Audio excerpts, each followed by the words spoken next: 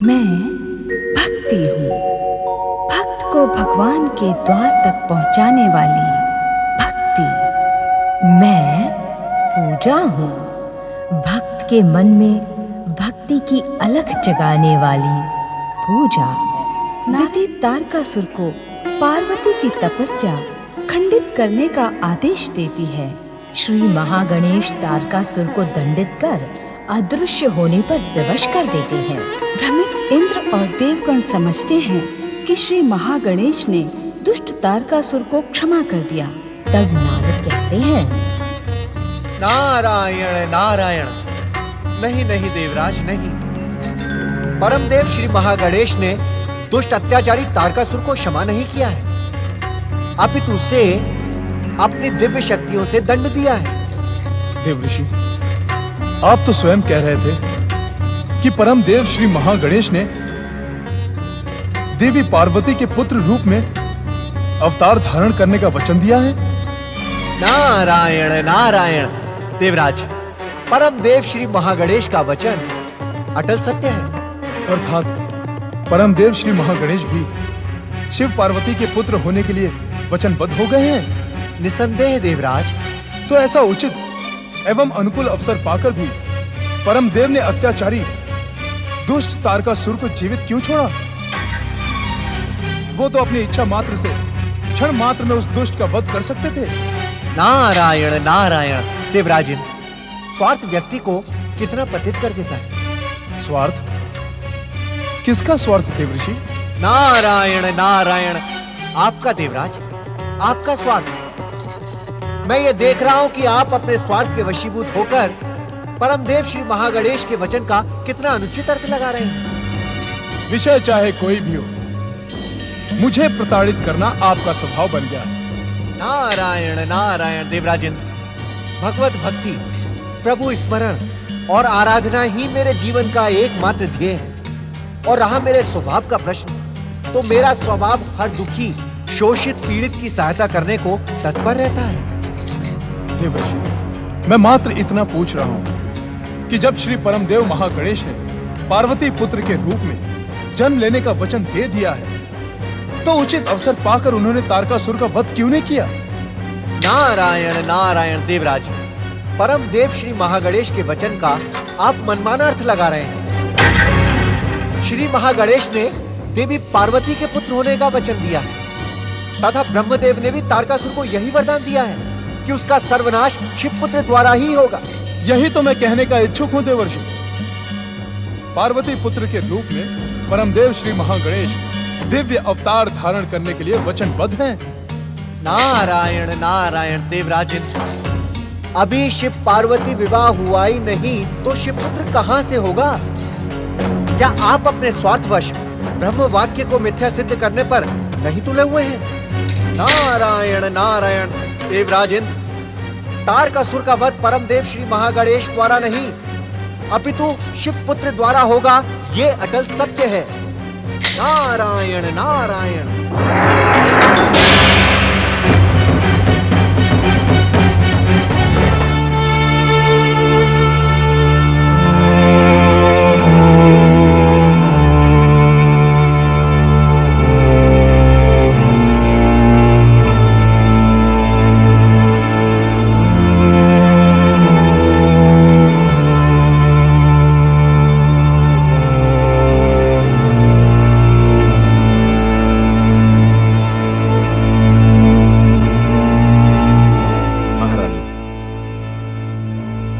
शिवपुत्र होने का अटल सत्य तो तब पूर्ण होगा जब शिव पार्वती का विवाह होगा, किंतु शिव के अड़िग वैराग्य के कारण यह संभव सा हो गया है। आप सत्य कह रहे हैं महाराज। अब तो पार्वती की तपस्या हमारे लिए चिंता का कारण बन गई है। शिव पार्वती का विवाह असंभव सा लगता है, अन्यथा शिव कामदेव को कदापि भस्म न करते। किंतु महारानी, हम पार्वती को किस प्रकार समझाएं? वो अपनी तपस्या का हट त्यागने के लिए प्रस्तुत ही नहीं है। हम विवश हो गए महारानी, हम विवश हो गए। असमय प्रवेश के लिए क्षमा प्रार्थी हूँ महाराज। सेनापति भूधर इसी समय आपके दर्शनों के इच्छुक हैं। सेनापति भूधर इस समय रात्रि में? दासी, उन्हें शीघ्र ही हमारे सम्मुख उपस्थित किया जाए। सेनापति भूधर इस मध्यरात्रि में?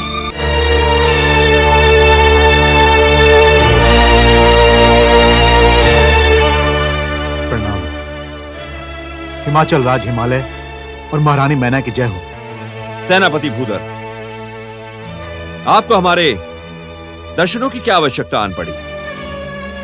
क्या हमारे राज्य की सीमाएं असुरक्षित हैं? किसी शत्रु ने हिमाचल राज्य की सीमाओं पर आक्रमण तो नहीं किया ना? असमय आपके कक्ष में उपस्थित होने का कारण कुछ और है महाराज। सेनापति भूधर, आप निर्भय होकर अपने यहां आने का कारण बताएं।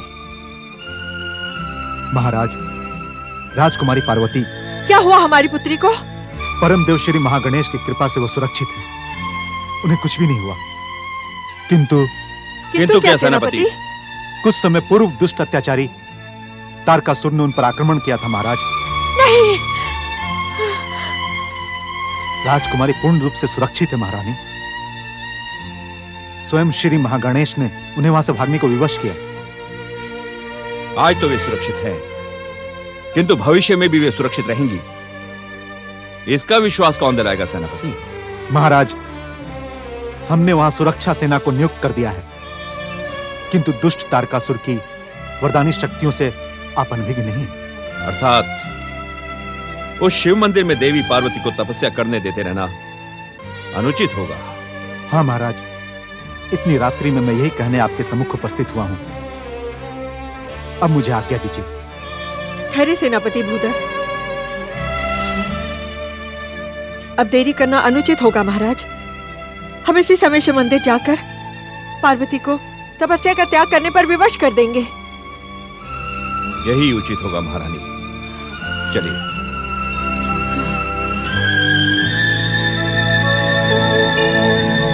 ओम नमः शिवाय।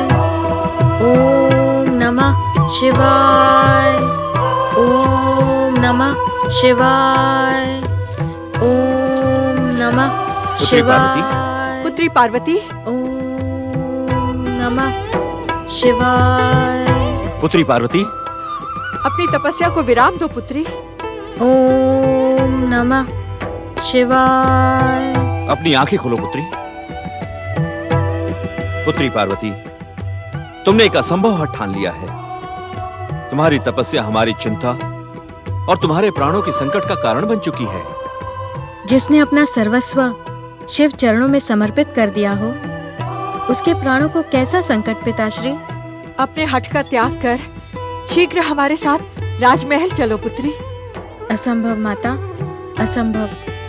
जब तक महादेव शिव शंकर स्वयं मेरे सम्मुख प्रकट होकर मुझे विवाह की स्वीकृति नहीं देते, मैं कदापि अपने तपस्या का त्याग नहीं करूंगी। पुत्री, तारकासुर तुम्हारे प्राणों का शत्रु बन गया है। माता, यदि शिव इच्छा होगी तो एक क्या, अनेक तारकासुर भी आ जाएं, मेरा बाल भी बांका नहीं कर पाएंगे। पुत्री पार्वती, अपने माता पिता की प्रसन्नता के लिए अपने हठ का त्याग कर दो। क्षमा प्रार्थी हूँ पिताश्री, मैं आपके आदेश का पालन नहीं कर सकती। यदि ऐसे ही आदेशों का पालन करवाना था तो जन्म से ही मेरे भीतर दृढ़ता के संस्कार क्यों भरे आपने? मुझे क्यों ये शिक्षा दी कि व्यक्तिगत सुख से श्रेष्ठ होता है संसार के कल्याण और प्रसन्नता का कारण बनना? क्षमा माता, मेरी तपस्या अब आपकी प्रसन्नता नहीं, संसार के कल्याण और प्रसन्नता का निमित्त बन गई है। ओम नमः शिवाय। ओम नमः शिवाय। चलो महारानी, ओम नमः इसकी बातों में सच्चाई है। शिवाय। हमें गर्व है कि हमारी पुत्री ओम नमः इतनी महान सोच रखती है। आइए। ओम नमः शिवाय। ओम नमः शिवाय। ओम नमः शिवाय। ओम नमः शिवाय। हे महादेव शिव शंकर, सप्त ऋषियों तथा देवर्षि नारद की प्रार्थना पर विचार करने का आश्वासन देकर आप वचनबद्ध हैं। कृपा करके संसार के कल्याण के लिए अपने वचन का पालन करें। अपने वचन का पालन करें। अपने वचन का पालन करें।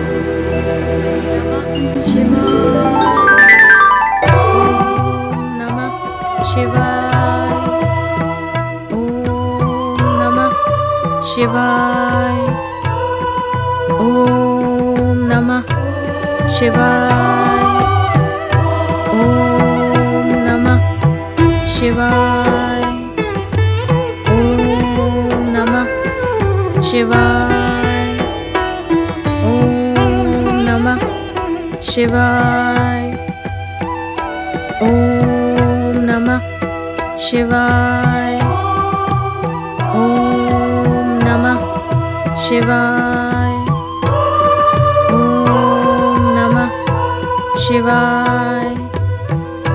ओम नमः शिवाय।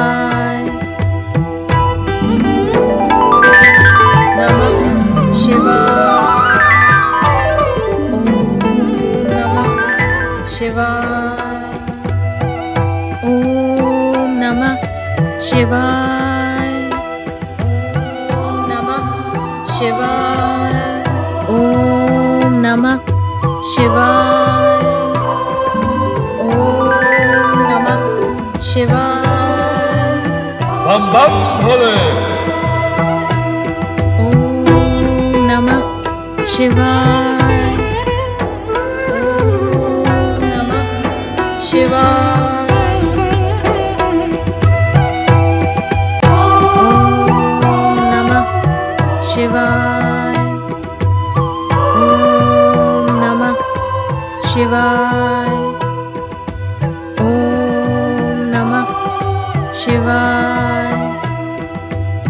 ओम नमः शिवाय। ओम नमः शिवाय। ओम नमः शिवाय। ओम नमः तपस्विनी, तुम्हारी तपस्या का कोई फल नहीं निकलेगा। त्याग दो, ये तपस्या त्याग दो। शिवाय। हिमालय पुत्री देवी पार्वती, हम त्रिकालदर्शी ब्राह्मण हैं। हम भलीभांति जानते हैं तुम किसको पति रूप में पाने के लिए ये कठोर तपस्या कर रही हो। जिस शिव को तुम अपना स्वामी बनाने की इच्छुक हो, वह भभूतधारी योग और वैराग्य की मूर्ति है। वो तुमसे कदापि विवाह नहीं करेगा। उसे विवाह की क्या आवश्यकता है? उससे विवाह करके तो तुम्हारा योग और वैराग्य खंडित ही होगा। हम तुम्हारे शुभ चिंतक हैं। वृद्ध ब्राह्मण, आप शिवाराधना के समय आए हैं, इस कारण आदरणीय अवश्य हैं, किंतु मेरे शुभ चिंतक नहीं। हम तुम्हारे शुभ चिंतक ही हैं देवी पार्वती। इसी कारण हम अपनी तपस्या और आराधना छोड़कर इस समय बिना आमंत्रण हिमालय महल पधारे हैं। उस रुंड मुंड की माला पहनने वाले, विचित्र वेशधारी, बाघंबर धारण करने वाले, भयानक सांपों को गले में लपेटने वाले उस शिव में क्या रखा है? मुझे आपके ज्ञान, आपके ब्राह्मणत्व, आपकी तपस्या और आराधना पर संदेह है। सत्य कहें, कौन है आप? अलाख निरंजन, हमारे ब्राह्मणत्व, हमारे ज्ञान और हमारी तपस्या और आराधना पर संदेह ना करें। हम युग युगों से हिमालय राज परिवार के शुभ चिंतक ही हैं।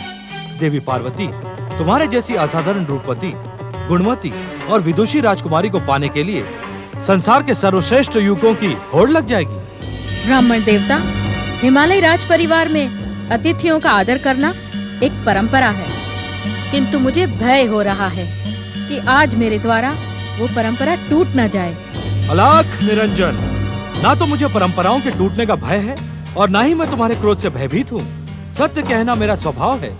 तुम उस विचित्र वेशधारी शमशानवासी शिव को पति रूप में पाने का हठ त्याग दो और अपने माता पिता की प्रसन्नता का कारण बनो। वृद्ध ब्राह्मण, जिस महादेव शिव शंकर को स्वामी के रूप में मन ही मन स्वीकार कर चुकी हूँ, उसकी निंदा कदापि नहीं सुनूंगी। मेरा क्रोध आपका अपमान करे, उससे पूर्व ही चले जाएं यहाँ से। शिव आराधना करते करते तुम्हारी स्मरण शक्ति भी क्षीण हो गई है। देवी पार्वती, मैंने तुमसे कहा था ना तो मुझे तुम्हारा भय है और ना ही तुम्हारे क्रोध और अपमान से भयभीत हूँ। जिस समय जो मुझे प्रिय होता है मैं वही करता हूँ। मेरा परामर्श मान ले और उस भभूतधारी विचित्र वेशधारी शिव को पाने का हठ त्याग दे। तुम अतिथि की मर्यादा को लांघ चुके हो ब्राह्मण। अतिथि मर्यादा नहीं, सत्य की निष्ठा है देवी पार्वती। हमने जो कुछ भी कहा है वही सत्य है। उस विचित्र वेशधारी, शमशान में वास करने वाले, भूत प्रेतों से सेवा करवाने वाले उस शिव को पति रूप में पाकर तुम अपना जीवन व्यर्थ करने की क्यों इच्छुक हो? मूर्ख, अधम, पापी, शिव निंदक क्या तू नहीं जानता? शिव की निंदा करना ही नहीं, सुनने से भी भयानक पाप चढ़ता है। जा, मैं तुझे श्राप देती हूँ। हे शक्ति स्वरूपा देवी पार्वती, ये वृद्ध वेशधारी कोई और नहीं, स्वयं महादेव शिव हैं। ये आपकी दृढ़ता की परीक्षा लेने आए हैं। आप इन्हें पहचाने और अपनी तप शक्ति से इन्हें मूल रूप धारण करने को विवश कर दें। विवश कर दे देवी पार्वती, विवश कर दे।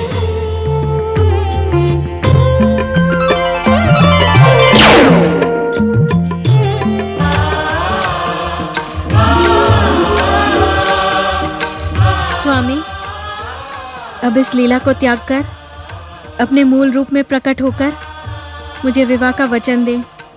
मेरी आराधना को सफल करें।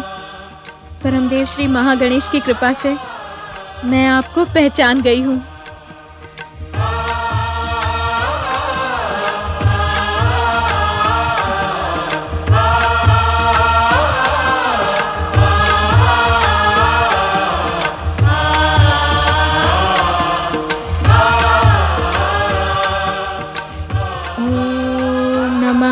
शिवाय, ओम नमः शिवाय, ओम शिवाय नमः, ओम शंभुवाय नमः, ओम महादेवाय नमः, ओम महेश्वराय नमः, ओम विश्वेश्वराय नमः।